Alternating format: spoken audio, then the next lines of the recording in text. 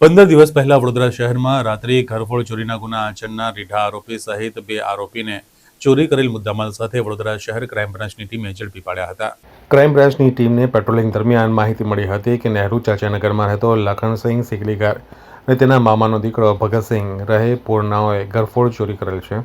આ બંને Honda shine bike લઈ ચોરીમાં ઘરેણાં વેચવા નીકળેલ છે.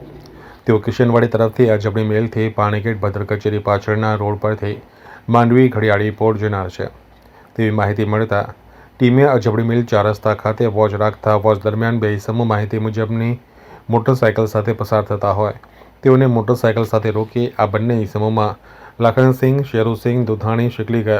રહે ચાચા નહેરુનગર આજવા રોડ વડોદરાનો તથા ભગતસિંહ રંજનસિંહ ઉર્ફે કાલુસિંહ બાવરી શિકલીગર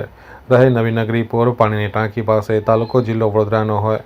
બંને પાસેથી મોબાઈલ ફોન તેમજ તેઓ પાસેથી થેલીમાંથી એક ઓપ્પો મોબાઈલ ફોન, ચાંદીના સાંકડા 4 જોડી, ચાંદીના સિક્કા 6 તથા સોનાનું પેન્ડલ મળી આવતા આ વસ્તુઓના આધાર પુરાવા આ બંને ઇસમો પાસે ન હોય જેથી આ બંને ઇસમોની સઘન પૂછપરછ દરમિયાન તેઓ પાસેથી મળી આવેલ દાગીનાઓ 15 દિવસ અગાઉ વડોદરા શહેરના હરણી અને બાપોદ પોલીસ સ્ટેશન હદ વિસ્તારમાંથી ઘરફોડ ચોરીમાં ગયેલ મુદ્દામાલ પૈકીનો મુદ્દામાલ હોવાનું જણાઈ આવતા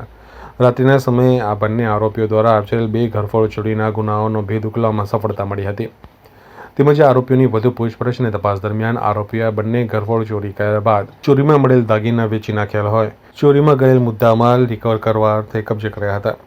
આ બંને ઇસમો સામે કાયદેસરની કાર્યવાહી કરી આરોપીની પૂછપરછ તથા તપાસ દરમિયાન હરણી અને બાપોદ પોલીસ સ્ટેશનમાં નોંધાયેલ ઘરફોડ ચોરીના 2 અનડિટેક્ટેડ ગુનાઓ થતા હોય આ બંને પોલીસ સ્ટેશનને આ અંગે જાણ કરી વધુ તપાસ માટે કાર્યવાહી કરી હતી.